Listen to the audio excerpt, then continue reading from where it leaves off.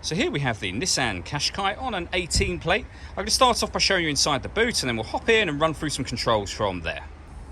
As we approach the boot, you can see we have reversing sensors, plenty of boot space as well, along with that 60/40 split folding rear seat should you wish to increase this space even further. Okay, now that we're inside the car, we're going to start with the dials. On the left-hand side, we have the rev counter, and on the right-hand side, the speedometer and fuel gauge. In the middle, you can see the total miles for this car, which is 6,303. The information displayed above that can be changed using buttons on the steering wheel for various bits of trip computer and car information. And if we back out to the steering wheel, they are the buttons I was using just a moment ago. Around that, we have controls for your stereo. Over on the right-hand side, we have phone controls, and cruise control and speed limiter here as well.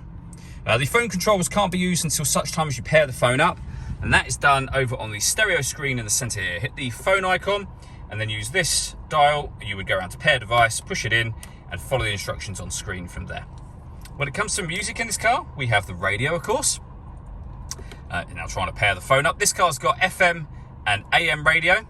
You can also listen to your own music via the CD player just there. On top of that, you've got a couple of other connections which I'll show you in a moment. Below that, we have dual zone climate control. You can adjust the passenger and driver temperature. You can increase and decrease the fan speed. You can determine what direction you'd like the air to be distributed in. When you're happy with those settings, this button turns your air conditioning off in this case, or back on again. Or you can hit auto. In doing so, the car will now maintain the temperature itself, as you can see it's doing. You can override that whenever you wish to, and auto will then turn off.